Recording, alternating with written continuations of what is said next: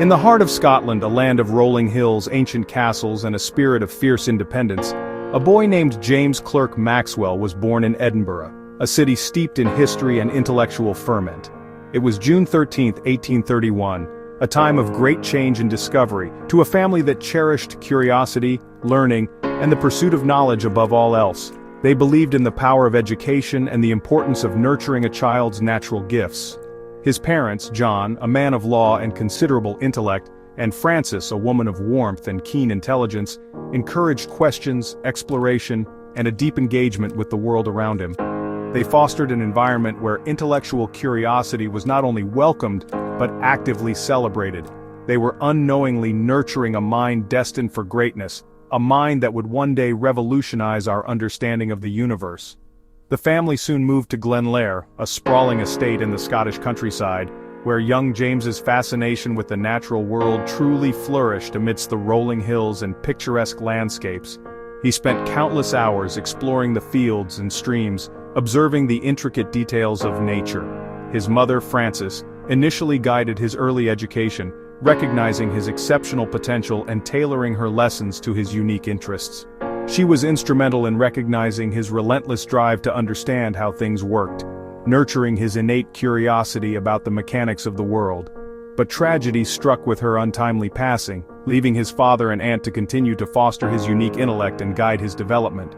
They understood the importance of allowing his creativity to thrive outside the confines of rigid schooling, providing him with the freedom to explore his passions. At the age of 10, James entered Edinburgh Academy, a prestigious institution known for its rigorous academic standards. It was there that his exceptional intellect quickly outshone even the teasing he endured from classmates who struggled to understand his brilliance and eccentricities.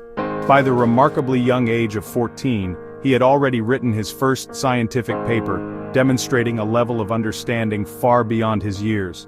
The paper was so advanced and insightful that it was presented to the esteemed Royal Society of Edinburgh, a testament to his extraordinary talent. Due to his age, the paper was presented on his behalf by a professor, a symbolic passing of the torch to a future scientific leader.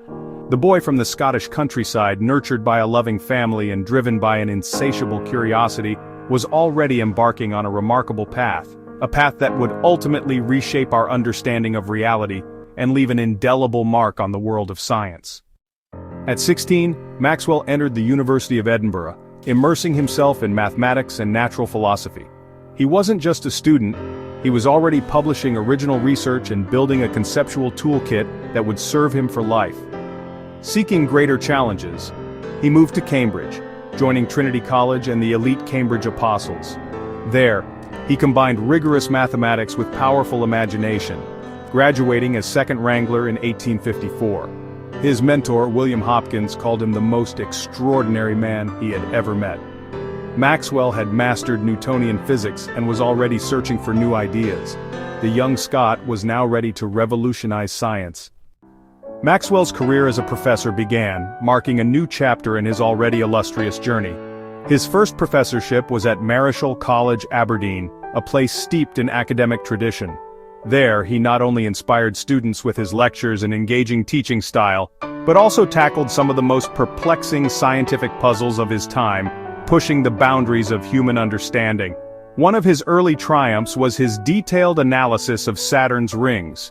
Through meticulous calculations and insightful reasoning, he proved that the rings were not solid structures, but rather composed of countless individual particles, each orbiting the planet in its own right. This groundbreaking work earned him the prestigious Adams Prize and widespread acclaim for his exceptional mathematical brilliance and his ability to apply abstract concepts to real-world phenomena. In 1860, seeking new challenges and opportunities, he accepted a position at King's College London, a vibrant center of intellectual activity. At King's College, he had access to state-of-the-art facilities, where he conducted pivotal experiments that would shape the course of physics. It was during this period that he began formulating his revolutionary ideas on electromagnetism, ideas that would ultimately unify seemingly disparate forces of nature. The dynamic scientific atmosphere of London, with its thriving community of researchers and thinkers, fueled his creativity and provided him with the intellectual stimulation he craved. This fertile ground allowed him to make groundbreaking discoveries, leading to breakthroughs that would ultimately unite electricity, magnetism, and light into a single, elegant framework. After 5 intense and productive years in London, he returned to the tranquility of Glenlair, his family estate in Scotland. There, surrounded by the peace and quiet of the countryside, he could focus on refining his theories and committing his ideas to paper, solidifying his legacy through writing. But academia beckoned once more, and in 1871 Cambridge University called him back to take on a new challenge.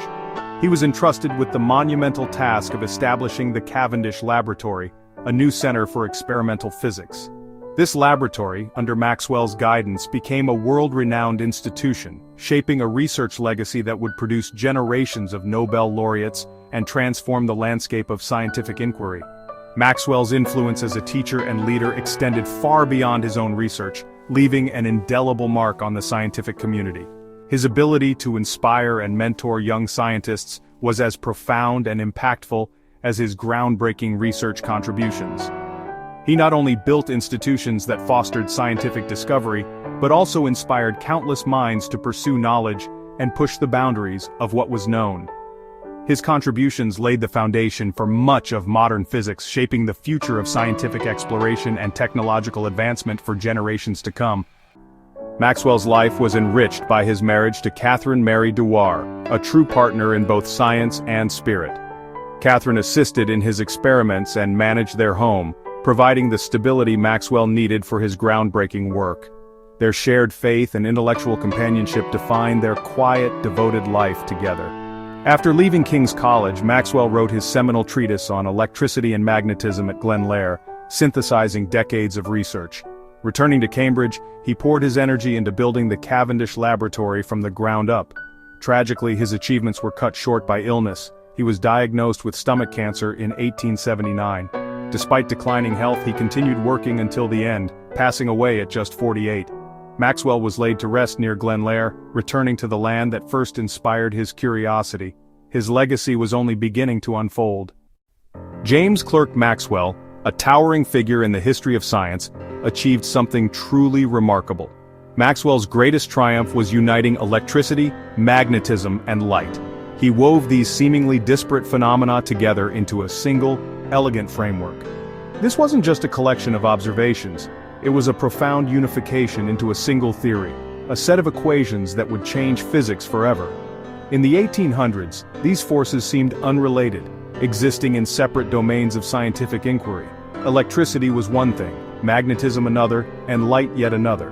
But Maxwell, with his extraordinary insight, saw a hidden unity, a deep connection that others had missed. He believed there was a fundamental relationship waiting to be discovered. Building on Faraday's groundbreaking experiments, particularly his work on electromagnetic induction, he translated physical ideas into mathematics, expressing complex relationships with the precision and clarity of equations. He proposed a revolutionary idea, that changing electric and magnetic fields, far from being independent, create each other, a dynamic interplay where one generates the other in a continuous cycle. This profound insight led to his famous Maxwell's equations, a set of 4 equations which elegantly describe the electromagnetic field and its behavior in space and time. From these equations, he calculated the speed of electromagnetic waves, a theoretical prediction based on his unified theory, and he found it matched with astonishing accuracy the measured speed of light, a constant of nature.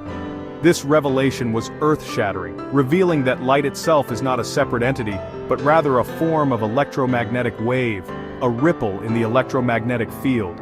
This discovery united centuries of optics, the study of light and its behavior, with the new sciences of electricity and magnetism, forging a powerful new understanding of the physical world. Maxwell's equations didn't just explain light, they predicted a whole spectrum of invisible waves beyond what the human eye could perceive. This included everything from radio waves, which would revolutionize communication, to X-rays, with their ability to penetrate matter. These predictions came long before they were detected experimentally, a testament to the power of Maxwell's theoretical framework. With this unification, he achieved the second great unification in physics, bringing together previously disparate phenomena under one theoretical umbrella.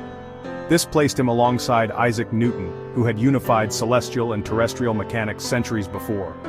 the color of a rose, vibrant and rich, the light from a distant star, traveling across vast cosmic distances, and a spark from a battery, a small but potent display of electrical energy, all were now understood as manifestations of the same underlying phenomenon, the electromagnetic force mediated by electromagnetic waves.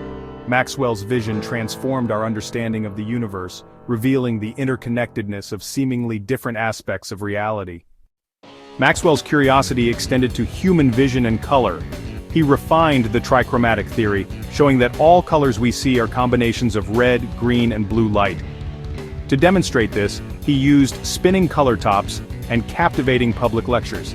In 1861, he created the world's first durable color photograph by taking 3 black and white photos of a tartan ribbon through red, green, and blue filters. Projecting these images together, he recreated the ribbon's colors for a stunned audience. Maxwell hadn't invented photography, but he had invented the principle behind all modern color imaging. His work laid the foundation for color photography, television, and digital displays. He made the science of perception accessible and practical. While revolutionizing light, Maxwell also transformed our understanding of heat and gases. He embraced the kinetic theory, viewing gases as countless molecules in constant motion. Applying statistics, he derived the Maxwell-Boltzmann distribution, showing temperature as a measure of average molecular energy. This bridged the microscopic world of atoms with the macroscopic laws of thermodynamics. Maxwell's famous thought experiment, Maxwell's demon, challenged ideas about entropy and information, sparking debates that continue today. His work laid the groundwork for modern thermodynamics and statistical mechanics. He published key relations in his 1871 book, Theory of Heat, still used by scientists and engineers. Maxwell's models and insights made the invisible world of molecules tangible. His curiosity drove him to connect the smallest particles to the grandest laws. Maxwell's genius was fully recognized only after his death. Hertz's discovery of radio waves in 1887 confirmed Maxwell's predictions, launching the age of wireless communication. The scientific world honored him with units, awards, and even celestial features named after him. His legacy lives on in institutions like the Cavendish Laboratory and in statues and research centers worldwide. Maxwell's name is found in technology, from computer chips to simulation software. His treatise on electricity and magnetism remains a foundational text. Einstein, who built on Maxwell's work, kept his portrait alongside Newton and Faraday.